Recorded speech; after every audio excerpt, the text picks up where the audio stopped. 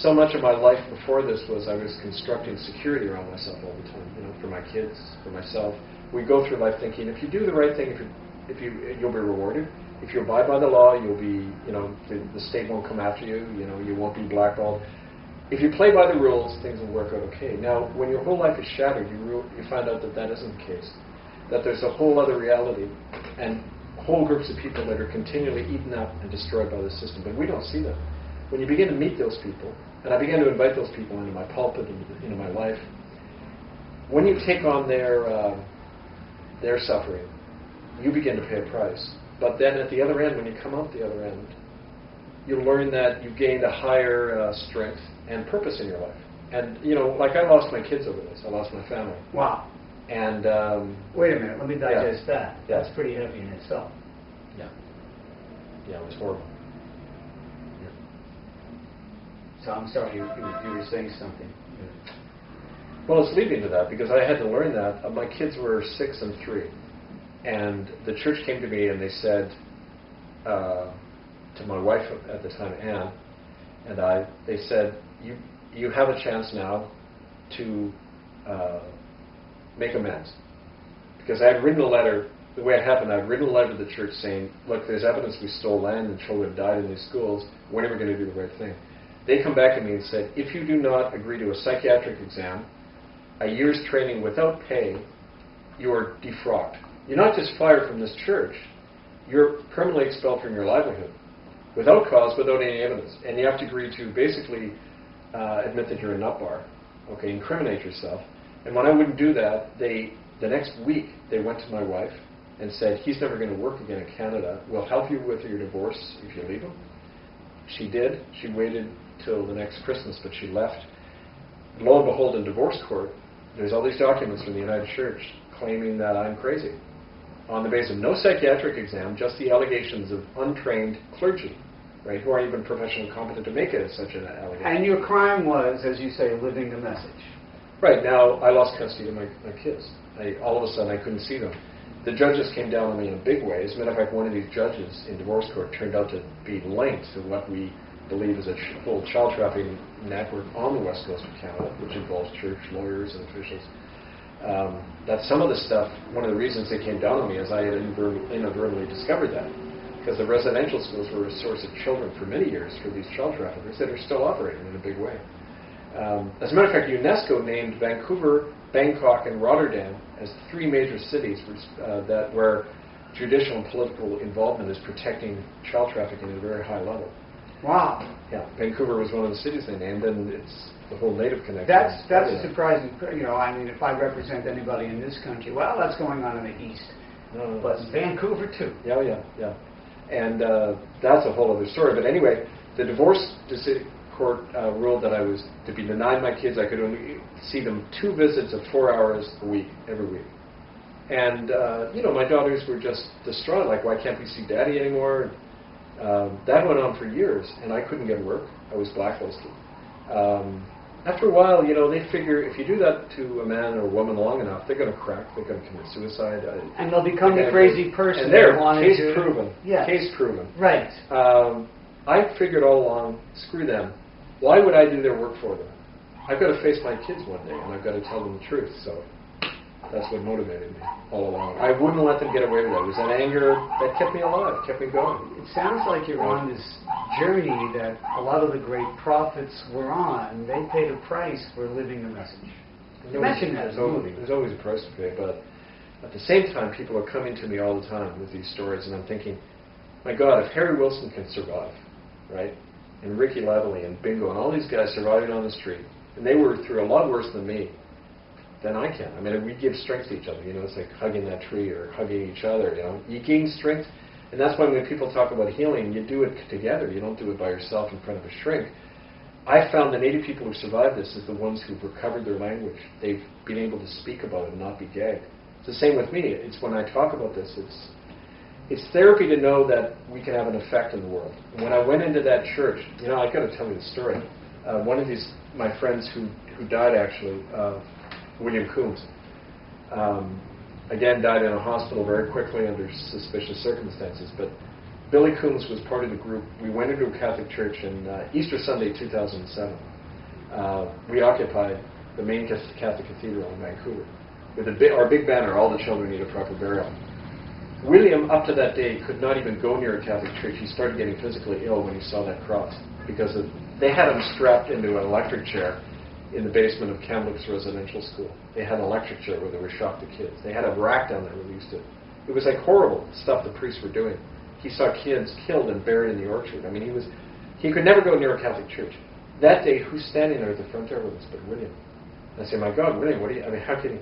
He said, "I didn't want to let you guys down." Right?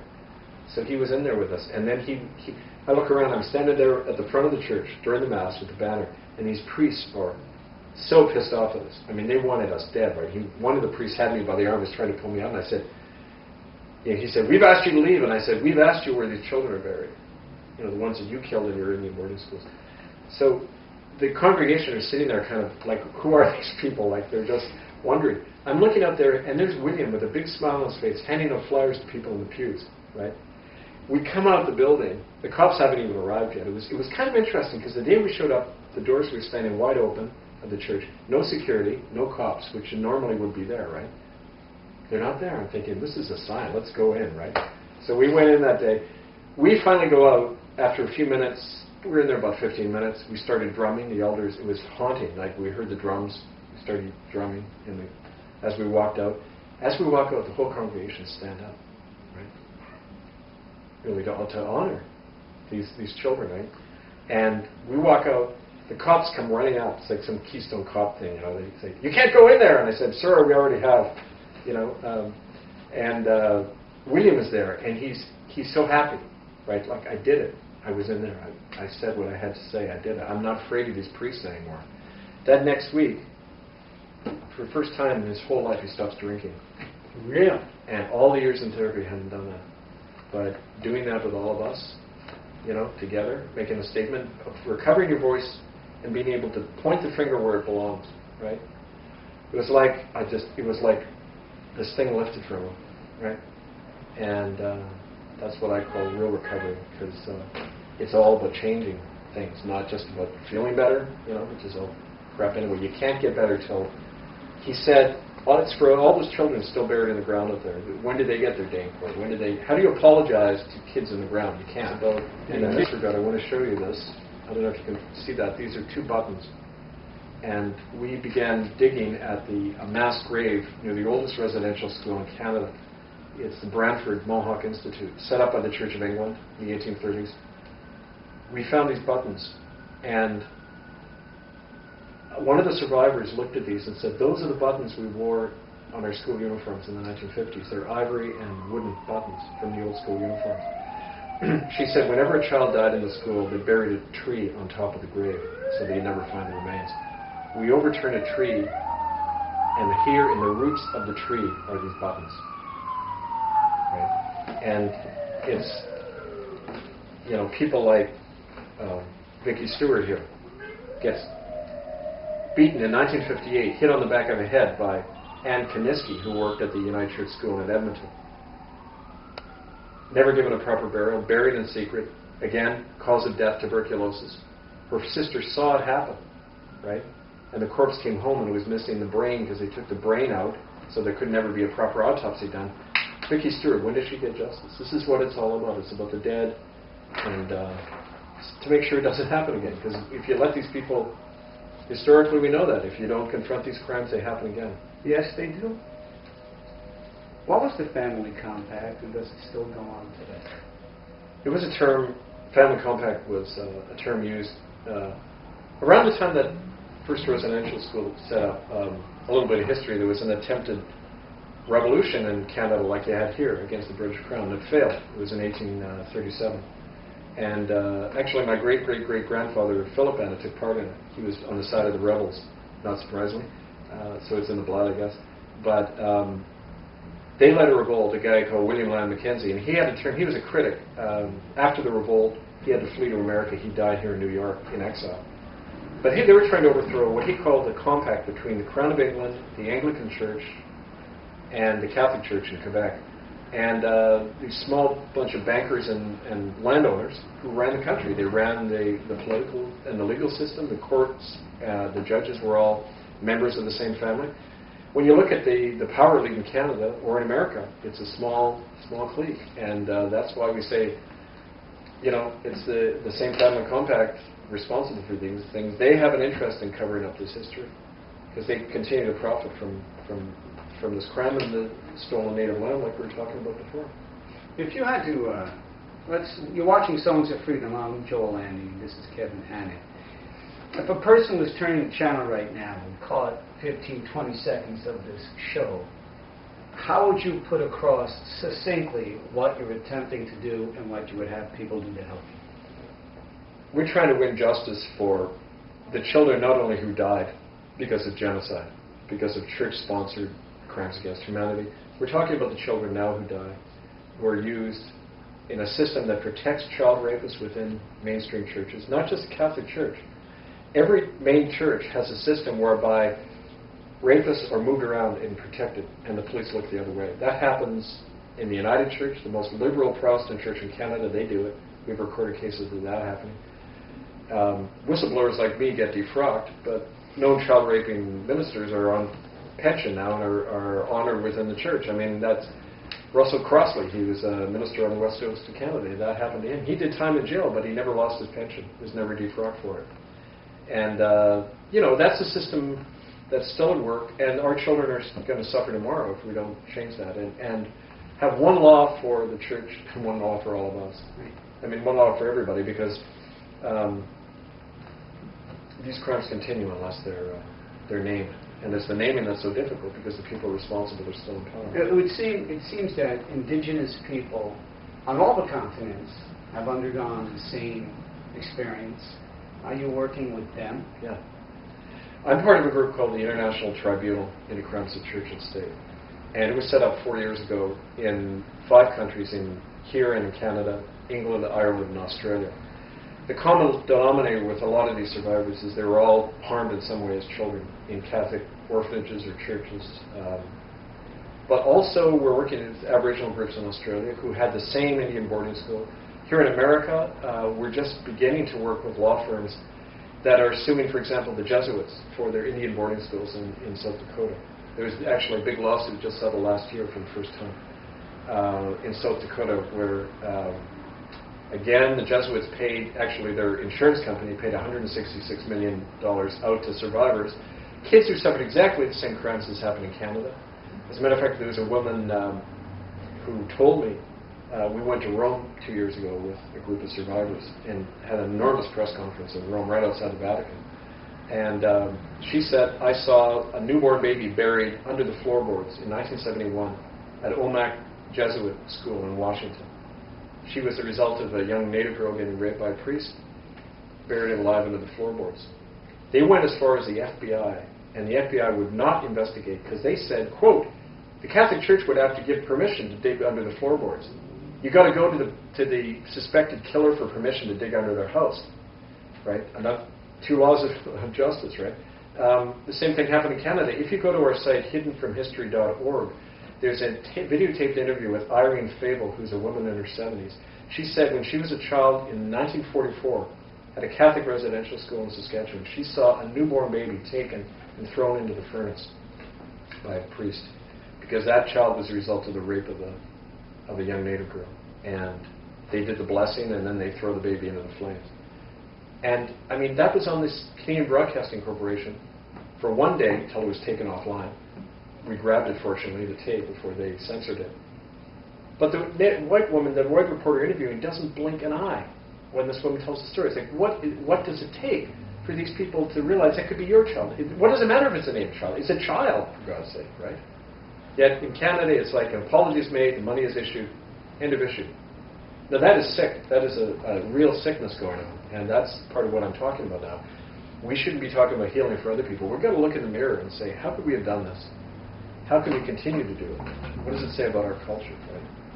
And us. I mean, we're sick and dying if we're that kind of people. And that to me is a fundamental moral and spiritual issue that goes way beyond the kind of nuts and bolts case of genocide. This is a fundamental issue. for Americans and Canadians and Jews. You're watching Songs of Freedom. I'm Joel Landy, and this is Kevin Annett. I'm learning a lot today. I bet you are too. Can you tell me what you mean by I did my homework. What do you mean by my enemy is my ally and the enemy of my enemy is my friend? You said that. I can't correspond to both of these, but you okay. said the same. Well, the last one, that's an old adage, but give me an example of how the enemy of my enemy is my friend. In 2004 at the United Nations, Belgium was being criticized by Canada for the genocide in the Rwanda and the history in the Belgian Congo of the annihilation of something like 10 or 50 million people there by King Leopold and the rubber interests, right? A bit of history that was wiped out of our consciousnesses. Noam Chomsky says it went down the memory hole because in World War I the need to have Belgium as an ally against the bloodthirsty Huns, right? We had to wipe out that history of genocide in the Belgian Congo. So anyway, Canada was criticizing Belgium at the UN. The Belgian representative stood up with a copy of my book, Hidden from History, The Canadian Holocaust, and which he got a copy of, offline probably. And he said, who are you to criticize us when you killed so many children in your Indian boarding schools?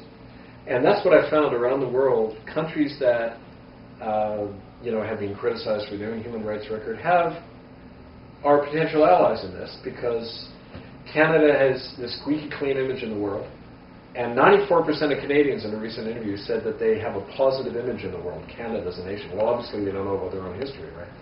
But that's an advantage, that's a lever you can use, right? And that's already worked to some degree with us. The first quote, what was it again? My enemy is my ally? Oh, well, in the last number of months, there's a very intense, I call it not just black ops, it's battering campaign, where the kind of misinformation and smears about me personally, but also about our campaign, is really being turned up. And I think one of the reasons that is because they're under so much pressure now because of us going to international courts. And, the usual smears are out there that were actually generated at the time of our first tribunal in 1998 by the Royal Canadian Mounted Police. They came out after and admitted this, that they were circulating rumors that Kevin Annett was stealing people's testimonies without their permission, that he was making all this money off Indians, all these homeless Indians somehow, and profiting off. But, and my wife once, Carol, was interviewed by somebody about that, and she said, he's the only one who isn't making money off me and his wife. She'd be the first to know that. Well, yeah, and I've been below the poverty line for 15 years because I can't work, but none of that matters. It's the things to induce fear and suspicion in people's minds. And so they've been doing a lot of that recently. And it's called swarming. Mm-hmm. You swarm people.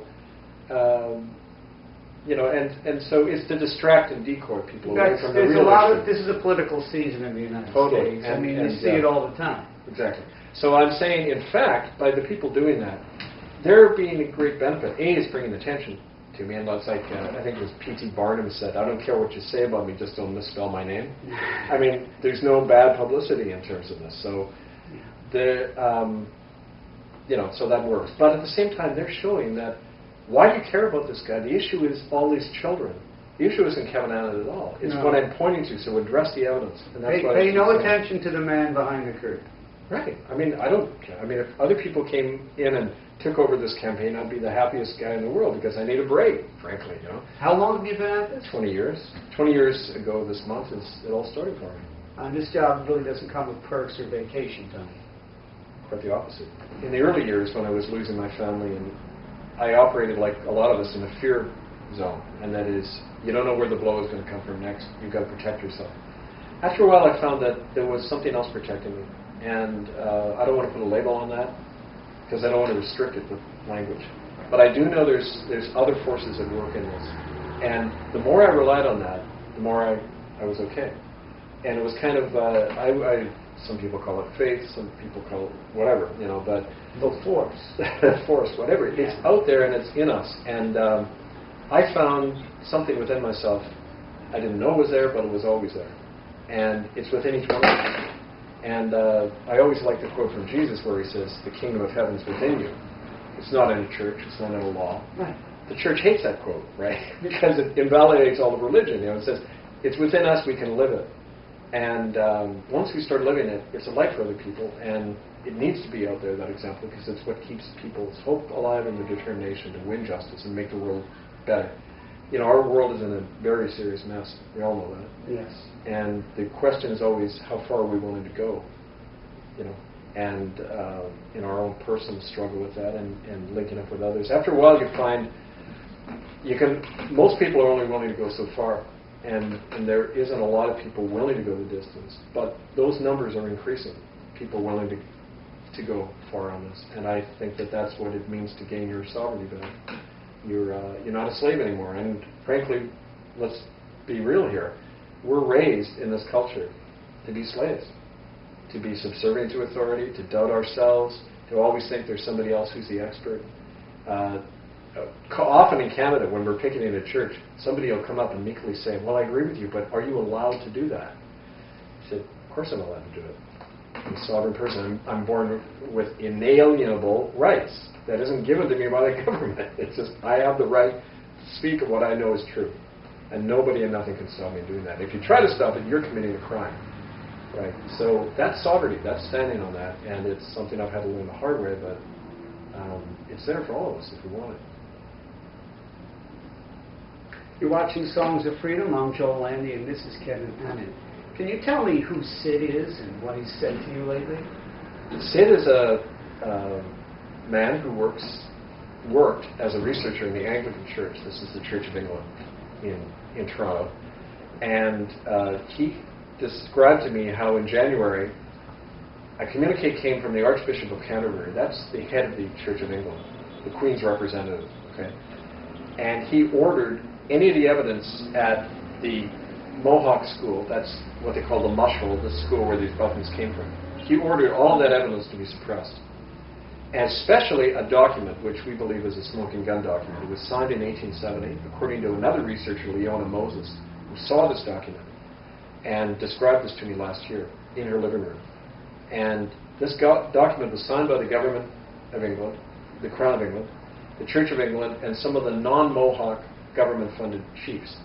And it said, we will use the Mohawk school to destroy that nation.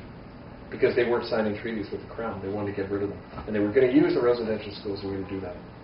Now, that's a document prescribing genocide.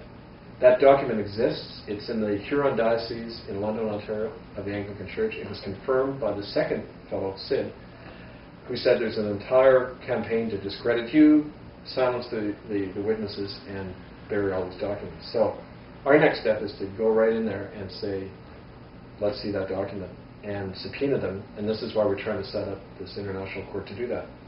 Is there anybody doing your work besides you? What if something happened to you tomorrow? Would this work continue?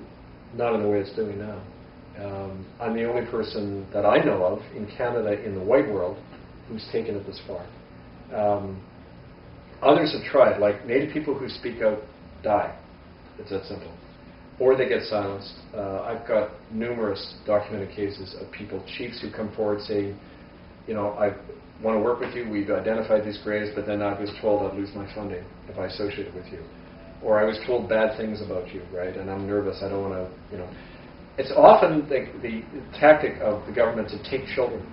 The government, on the reservations, under the Indian Act, you're not a citizen, you're a ward of the state if you're on the reservation, which means they can take your children at any time. And this happened. There was a fellow on the Musqueam Reservation in Vancouver who was working with me, that his 3 children, and were apprehended by Minister of Children and Families, saying, we hear there's, you know, alleged beatings going on in the home. He didn't see his kid for 2 years. And he backed off. I mean, that was their warning to him. That's common. I mean, you get that a lot. Right? So, yeah, it's designed to let people know. In my film, I call it the leper complex. People know. When I was defrocked, it was the only public defrocking in United Church history. In history? Yeah. And it was a show trial to say, this is what's going to happen to you, because the lawsuits were beginning that very same year. And they had to send out a warning to the clergy, do not do what Kevin did or you'll face this. You must be an extremely scary person. Oh, isn't it always? I have a funny story. I was leafleting at the United Church one day, and an elderly lady came up and said, oh, you're that minister. You seem like such a nice man, not like the way they describe you. So It's like, yeah, you can imagine, the kind of stuff. Out of curiosity, I play with technology a lot. Has electronic technology helped you keep your word above the emptiness of not being seen? It has. If it wasn't for the internet, if it wasn't for alternative media, the story would not be known. Has Amy Goodman interviewed you, or have you been on Democracy Now? Or we've written to them and sent them. They're on our list, and I haven't heard from them. No. Canada. The problem is, I talked to a guy at 60 Minutes once, and he said, Indians aren't of interest. And now it was probably just his bias speaking, but Canada is of zero interest, right? Land of ice and snow and smiling Mounties. I mean, we don't want to kind of upset that image. So it's not about the importance of the story on 60 Minutes? You'd think that... I would think, yeah. You'd think, especially now with it happening in America too, these Indian boarding schools were all over America as well. The same crimes. Yes. You'd think. Can I play word association with you? No. All right. So don't think too hard about that. Just I'll empty my mind. Yeah. It's fine, yeah. Right. Church. Murder. Reparations. Money. Monarchy. Corruption. Clergy. Blood. Future. Bleak. Kevin. Hope. That's a good way to go. All right. You're watching Songs of Freedom.